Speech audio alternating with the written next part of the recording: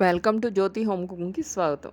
ఈరోజు నేను చేయబోయేది ఆంధ్ర స్పెషల్ గోంగూర పచ్చిరేలతో కూర. దీనికి నేను ముందుగా 1 కేజీ దాకా పచ్చిరేలు తీసుకుని వాటిని శుభ్రంగా తల తోక మొత్తం అన్నీ తీసేసి 4-5 సార్లు శుభ్రంగా కడుక్కుని ఉప్పు నిమ్మకాయ వేసుకుని శుభ్రంగా కడుక్కుని వాటిల్లో మళ్ళీ ఉప్పు పసుపు కారం వేసి ఉడకబెట్టుకుని పెట్టుకున్నాను నూనె. ఇప్పుడు ఒక పెద్ద కట్ట దాకా గోంగూరని తీసుకుని దాన్ని శుభ్రంగా ఆకులు చీడపీడ లేకుండా తీసుకుని క్లీన్ చేసుకుని పక్కకు పెట్టుకున్నాను.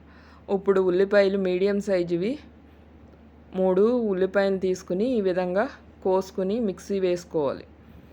అల్లం వెల్లుల్లి పేస్ట్ 1.5 టేబుల్ స్పూన్,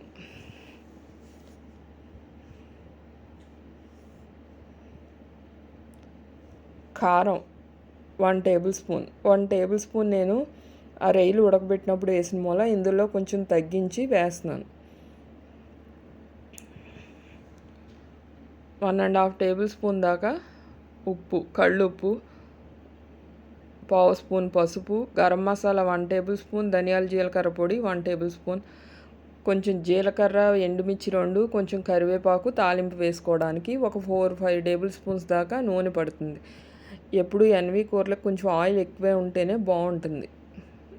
మీకు కావాలంటే కొంచెం తగ్గించుకుని కూడా వేసుకోండి. పచ్చిమిర్చి ఒక 5-6 తీసుకోవాలి. గోంగూరని ముందుగా కడుక్కుని ఈ విధంగా చిన్న ముక్కల కింద కోసుకుని పెట్టుకోవాలి.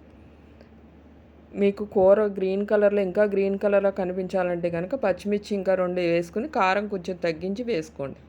ఇప్పుడు మూకుడు పెట్టుకుని అందులో నూనె పోసి పచ్చిమిరపకాయలు వేసుకుని అవి వేగిన తర్వాత గోంగూర కూడా వేసి వేపించుకోవాలి. ఈ విధంగా వేపించి పక్కకు పెట్టుకోవడం వల్ల మనం ముందుగానే కూర అనేది మనకి గోంగూరలో కొంచెం జిగురుగా ఉంటుంది. ఆ జిగురు అనేది లేకుండా ఉంటుంది ముందుగా ఈ విధంగా వేపించి పక్కన పెట్టుకోవడం వల్ల.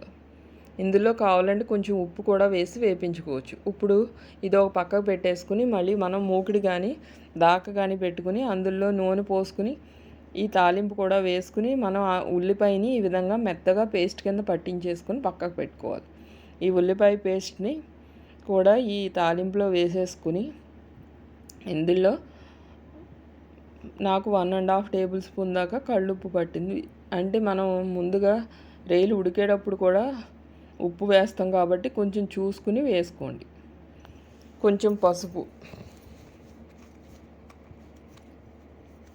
1.5 టేబుల్ స్పూన్ దాకా అల్లం వెల్లుల్లి పేస్ట్ ఇవన్నీ వేసి ఉల్లిపాయని కొంచెం కలర్ మారి పచ్చివాసన పోయేదాకా వేపించుకుని పక్కకు పెట్టుకోవాలి.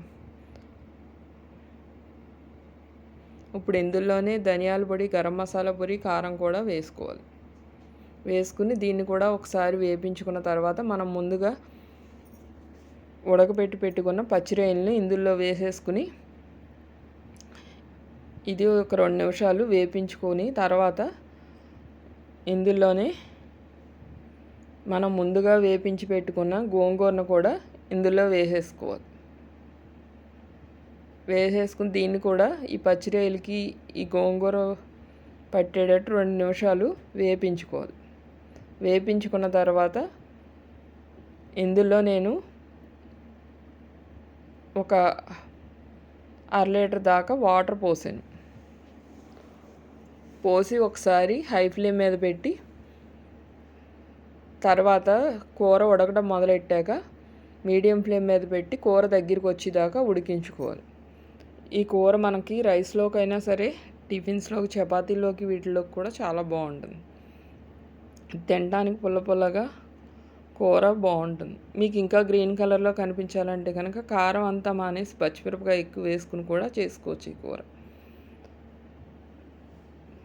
ఇలా కూర దగ్గరికి వచ్చి నూనె పైకి వచ్చేదాకా ఉడికించుకుంటే బాగుంటుంది. గోంగూర పచ్చిరొయ్యలు కూర రెడీ అయింది.